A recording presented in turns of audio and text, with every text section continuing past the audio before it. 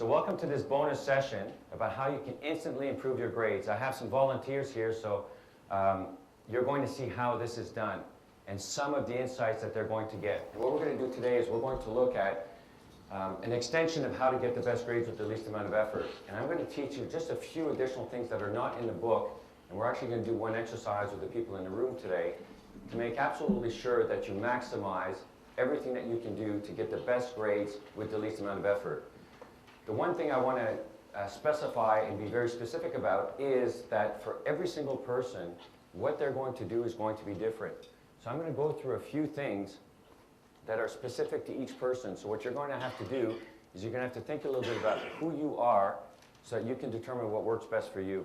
When I read study books that were generic for everybody, some of the things worked for me and some of the things didn't work for me.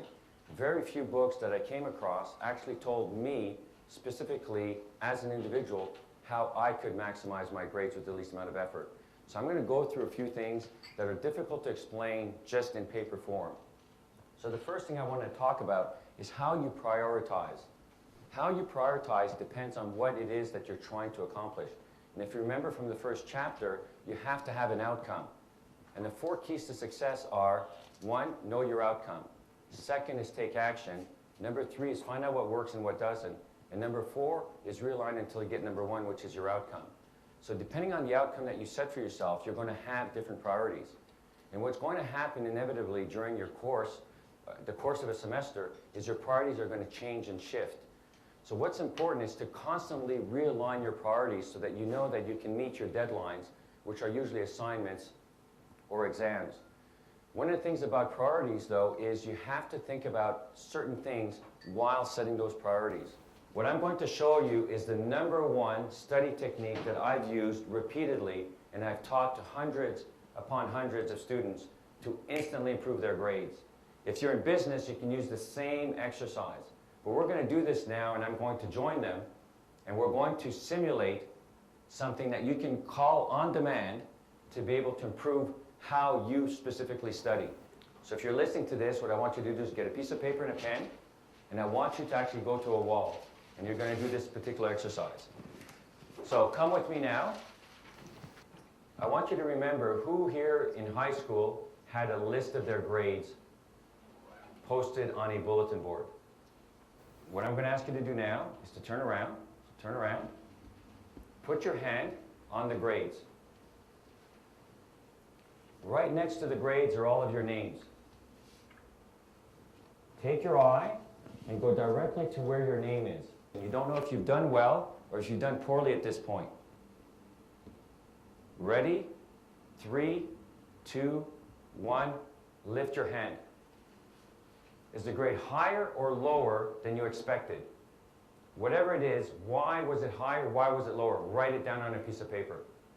This might have been 10 or 15, 20 years ago. Why was it higher or lower? Pick one of the two. What did you do or didn't do to get the grade? You know what you should have done. You know what you did do. What's the first thing, the second thing that you remember you could have done or that you did not do? Either way works either way. You can do this multiple times. Keep writing of the things you should have done for that particular course 5, 10, 25 years ago. Keep writing. Instantly, you know what you should have done. You should have gotten an A, but you got a B. I should have studied that extra chapter. I should have looked at the last question first because I could have answered that one more easily and I would have got more confidence to answer the other questions. I should have highlighted my textbook. I should have created mnemonics to remember, memorize. What did you do that worked? What didn't you do that you know would have worked for you? I should have got up in the mornings to study. I can't study in the mornings. I should have studied at night.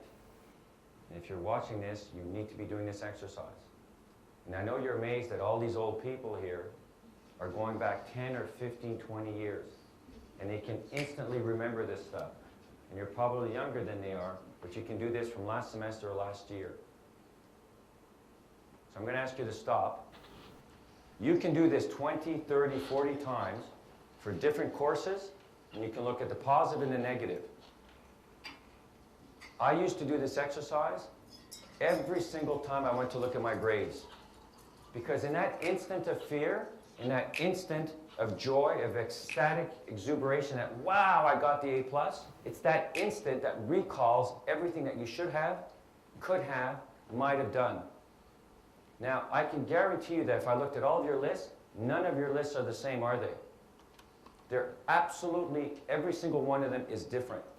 If this is all you did, and this is what I tell students, this is what I'm telling you right now, if this is all you do, every time you get a grade, and I know you don't go up on a board and you get it through the internet. Look, I get that.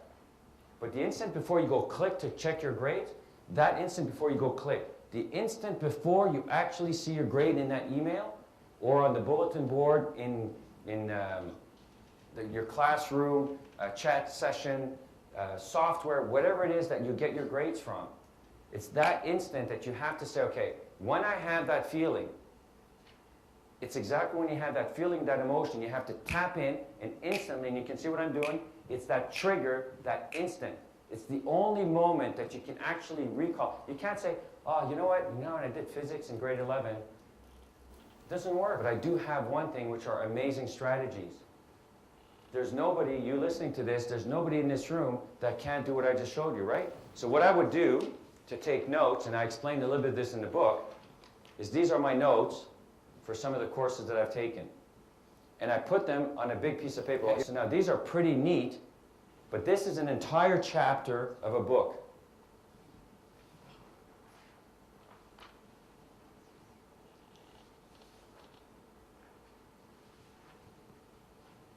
So there are 13 or 14 chapters.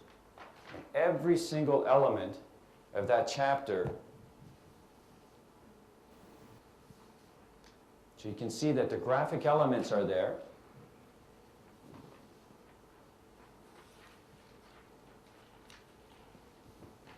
Okay, so that gives you an idea.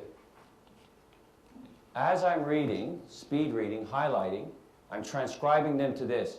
I never go back to the textbook, ever. Because if I've committed this now to memory, it's done.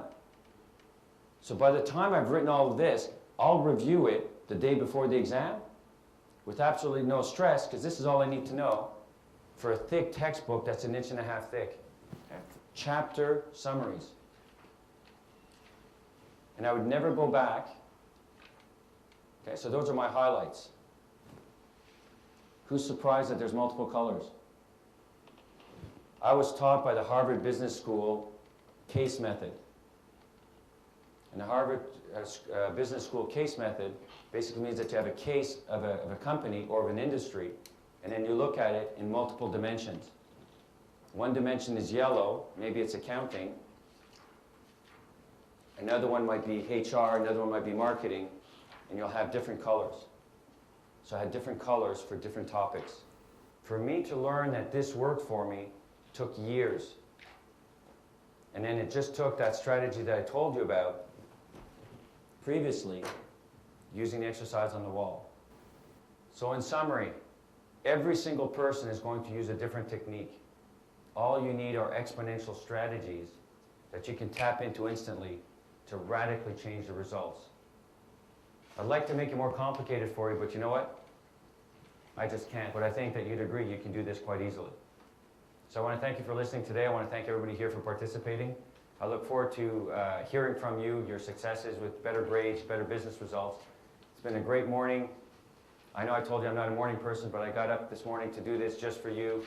I hope you appreciate as much as I appreciate everybody being here. Thank you very much, and good luck with your grades, and I hope you get the best grades with the least amount of effort.